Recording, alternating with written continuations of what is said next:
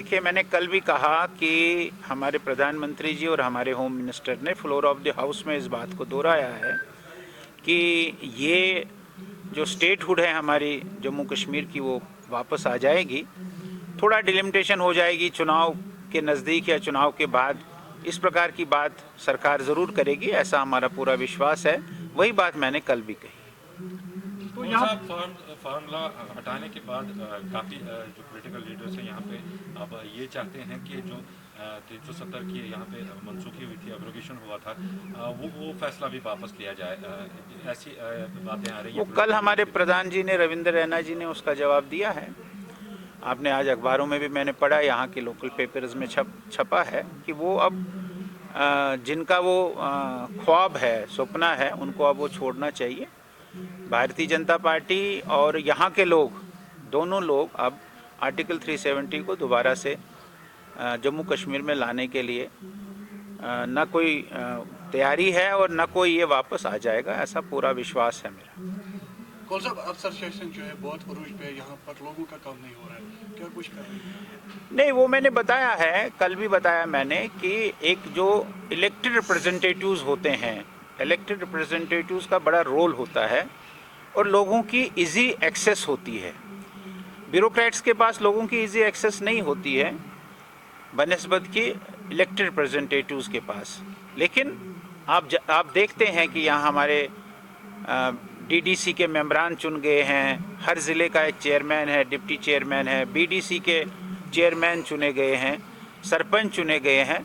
ये भी एक रिप्रेजेंटेटिव है जो लोग उनके पास जाकर अपने काम को करवाते हैं। और पिछले कुछ दिनों में आपने देखा होगा कि जो हमारे डिस्ट्रिक्ट डेवलपमेंट बोर्ड के चेयरमैन्स हैं, उनकी ताकत और बढ़ गई है। शुरू में शायद इस कारण से नहीं थी कि अभी शुरुआत थी, लेकिन अब डिस्ट्रिक्ट डेवलपमेंट बोर्ड के चेयरमैन्स काफ़ी एक्टिव हो गए हैं। सरकार के साथ वो सीधी बात भी करते हैं, लोगों के साथ भी सीधी बात करते हैं।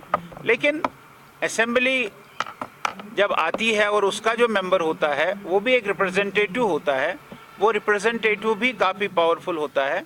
और इसलिए मुझे लगता है कि थोड़ा इंतज़ार करना है और इलेक्टेड रिप्रेजेंटेटिव आएगा तो लोगों की एक्सेस उसके साथ इजीली होती है।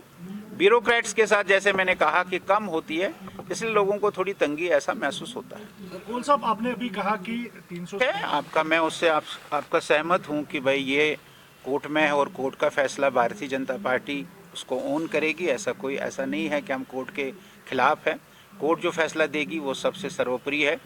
लेकिन भारतीय जनता पार्टी का मानना, जब से भारतीय जनता पार्टी वजूद में आई है और डॉक्टर श्यामा प्रसाद मुखर्जी का, जो नेहरू जी के सरकार में उद्योग मंत्री थे, इंडस्ट्री मंत्री थे, उसका यहाँ बलिदान होना कश्मीर में, तब से हम लोग कह रहे हैं कि जिस कश्मीर को खून से सींचा वो कश्मीर हमारा है और जो कश्मीर हमारा है वो सारे का सारा है। ये केरल का बीजेपी का आदमी भी नारा देता है और लद्दाख का भी बीजेपी का आदमी भी नारा देता है। भारतीय जनता पार्टी आज से नहीं, 1953 से 370 और 35A को हटाने के पक्ष में है और वो हट गया और हमेशा इस पक्ष में रहेगी। लेकिन जो भी कोर्ट का फैसला होगा वो कोर्ट का फैसला हमको सर्वमान्य होगा। कौन साहब, पिछले 3 साल से लगातार ये कोशिश की गई कि यहाँ पे कश्मीर में हालात जो है उनको मामूल पे लाया जाए और जो वायलेंस है उसको कम किया जाए, लेकिन हाल फिलहाल में जो वाक़या देखा गया, खासतौर हैदरपुरा में जो किलिंग्स देखी गई सिविलियंस की, सिक्योरिटी फोर्सेस की तरफ से, तो उस पर एक बार फिर से वो सवालिया निशान खड़ा हो जाता है यहाँ पे हालात को लेकर। ऐसे में क्या कहना चाहेंगे आप? हम तो ये कहते हैं कि भाई ऐसे वाक़या नहीं होने चाहिए और इस वाक़या के लिए सरकार ने एक कमीशन भी गठित किया है, वो इसकी छानबीन करेगा और जो इसमें दोषी हो गए उनको सज़ा मिलेगी। लेकिन आपको ये बात भी देखनी है कि जो सारे आज इंटरनेशनल फोरम है, जो आज भारत के खिलाफ साजिश बन रही है और उसके लिए उनको कश्मीर, जम्मू कश्मीर एक इजी टारगेट लगता है, इसलिए वो इसका इस्तेमाल करते हैं। आप कितना भी उसको समाप्त करने की कोशिश करेंगे, वो इसको आगे बढ़ाने की कोशिश कर रहे हैं।